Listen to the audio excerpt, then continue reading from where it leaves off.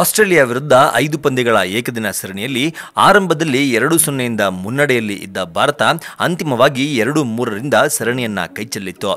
ಭಾರತದ ಸದ್ಯದ ಪರಿಸ್ಥಿತಿ ನೋಡಿದ್ರೆ ವಿಶ್ವಕಪ್ ಗೆಲುವು ಅನುಮಾನ ಎಂಬಂತಿದೆ. ಆದರೆ ಟೀಂ ಇಂಡಿಯಾ ನಾಯಕ ವಿರಾಟ್ ಕೊಹ್ಲಿ ಈಗಲೂ ಗೆಲುವಿನ ನಂಬಿಕೆಯನ್ನ ಉಳಿಸಿಕೊಂಡಿದ್ದಾರೆ.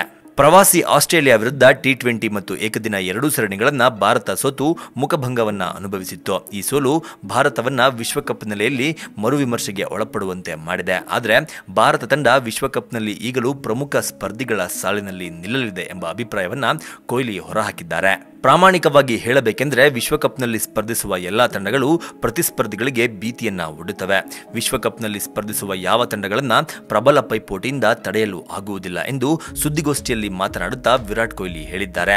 ಇನ್ನೇನು ಕೆಲವು ತಿಂಗಳುಗಳಲ್ಲಿ ಆರಂಭವಾಗಲಿರುವ ವಿಶ್ವಕಪ್ 2019ರಲ್ಲಿ ಇಂಥದ್ದೇ ತಂಡ ಮೆಚ್ಚಿನದ್ದು ಎನ್ನುವಂತಿಲ್ಲ. ಯಾವುದೇ ತಂಡ ಅಪಾಯಕಾರಿ ಆಗಬಲ್ಲದು.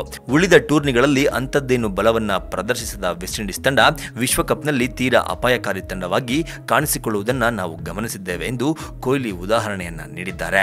ಒಟ್ಟಾರೆ ಆಸ್ಟ್ರೇಲಿಯಾ ವಿರುದ್ಧದ ಏಕದಿನ ಮತ್ತು ಟಿ20 ಸರಣಿಯ ಸೋಲಿನ ಬಳಿಕ ಭಾರತ ತಂಡದಲ್ಲಿ ಆತ್ಮವಿಶ್ವಾಸ ಕಡಿಮೆಯಾದಂತೆ ಕಾಣುತ್ತಿದೆ.